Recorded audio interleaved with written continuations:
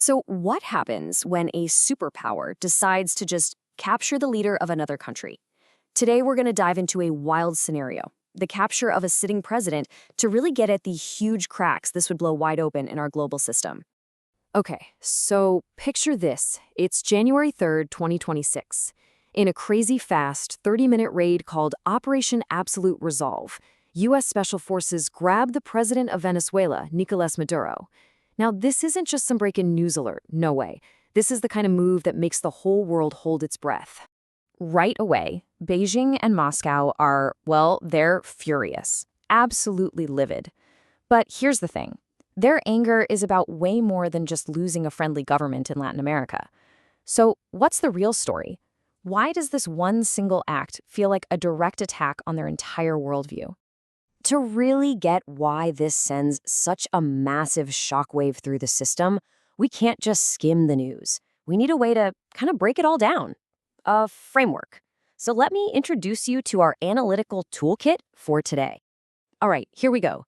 We're going to look at this whole mess through three classic lenses of international relations. First up, there's realism. That's all about power. Then we've got liberalism, which is focused on the rules and institutions that hold things together. And finally, constructivism, which looks at how ideas and identities shape everything. You put them all together and you start to see the full picture. Okay, let's kick things off with realism. Now, if you're a realist, you see the world as a constant, never-ending struggle for power and security. Things like alliances, rules, even big ideas. They're all nice, but they take a backseat to the cold, hard math of a country's own interest and its need to survive. So through that realist lens, this capture is a straight-up assault. I mean, for Russia, Venezuela is a critical strategic piece right in what they see as America's backyard. For China, it's a huge link in their massive Belt and Road project. So grabbing Maduro isn't just about them losing a friend. It's the U.S. showing it can reach deep into their spheres of influence and just take a major player right off the chessboard. And let's not forget, in the world of realism, resources are power. And this number, well, it tells you a lot. We're talking over $100 billion. That's the estimated value of Chinese loans and investments in Venezuela, mostly paid back in oil. Now, with Maduro gone, that entire mountain of cash, and more importantly, the energy security it provides, is totally up in the air. But the deepest fear here, from that realist perspective, it's all about survival. This act basically writes a whole new playbook. They're calling it judicial kidnapping. The big worry is, look, if the U.S. can just grab Maduro, who's next? Any leader who stands up to them? That's a huge threat to the stability of their own regimes. And in this game, staying in power is everything. Okay, but it's not just about raw power.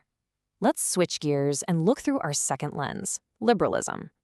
Now, this way of thinking argues that the world is, or at least should be, governed by rules and laws that keep things from falling apart.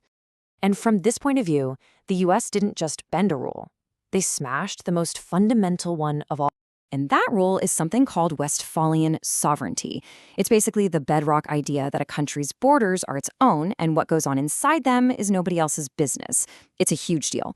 So for China and Russia, this U.S. operation isn't just a bold move, it's a blatant violation of a principle that's been a cornerstone of international law for over 300 years. And this is where you really see the clash, right? Just look at these two columns. You've got both sides saying they're the ones defending the rules-based order. China and Russia are pointing to the UN Charter, to national sovereignty, to non-interference. Meanwhile, the U.S. justifies its move by talking about fighting drug trafficking, human rights, and restoring democracy. It's a perfect example of how the very same international rulebook can be used to argue for two completely opposite things. And it goes beyond just sovereignty. There's a huge issue of trust. The whole idea behind liberalism is that economic ties, like trade, make war less likely. It's all built on predictability and trust. But when you just go in and remove a head of state, you're sending a message that military might can just wipe out any business deal, any contract. That kind of thing totally shatters the trust that the entire global economy is built on. All right, so we've talked power and we've talked rules, but our third lens, constructivism, says there's something else going on here, something deeper. It argues that international politics isn't just about armies and money. It's also about ideas, about norms, about national identities. It's really a war over the story that everyone is telling. And what we're seeing is a massive clash of identities. The United States is acting out its identity as the global enforcer, this idea that it has a right, maybe even a duty, to step in and uphold justice. But then China and Russia fire back by stepping into their preferred identity, the protector of the global South, defending smaller countries from what they call colonial-style bullying. So their crazy strong reaction? It's all about defending that very specific role they've built for themselves on the world stage. There's this great quote from a scholar named Alexander Wendt that just hits the nail on the head here. Anarchy is what states make of it. What he means is that relationships between countries aren't set in stone, they're shaped by actions. So by capturing Maduro, the US isn't just removing one person, it's sending a powerful message that fundamentally changes the relationship. An act like this can turn a rival, who you can still talk to, into an enemy who you have to fight.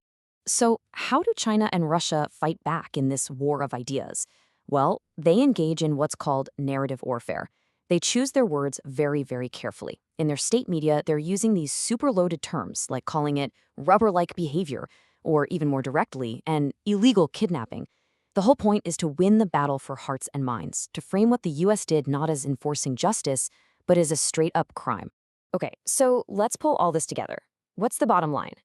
I think the most important thing to get is that you can't just use one of these lenses. Not just power, not just rules, not just ideas. None of them tells the whole story by itself. To really understand the depth of the outrage over Maduro's capture, you have to see how all three are tangled up together. Let's just quickly synthesize this one more time. Through the realist lens, the absolute key fear for China and Russia is this new precedent for decapitation strikes. Through the liberalist lens, it's the terrifying thought that international law could just collapse into the law of the jungle. And through that constructivist lens, it's the fear of losing the story, losing the narrative war, and seeing their whole worldview get tossed aside. So why should you care about all this? Well, because this is so much bigger than one guy or one country. This hypothetical event, and more importantly, the reactions we've been talking about, they point to a huge, fundamental conflict over the future. What kind of world are we going to live in? Is it one with clear rules that everyone follows? Or is it one where, at the end of the day, might just makes right? And that really leaves us with one last really tough question to chew on. When you break a huge, established rule, like national sovereignty, but you do it in the name of justice, does that create a new, maybe even better standard for how countries should act? Or does it just prove that when push comes to shove, there were never really any rules at all? Definitely something to think about. Thanks so much for joining me.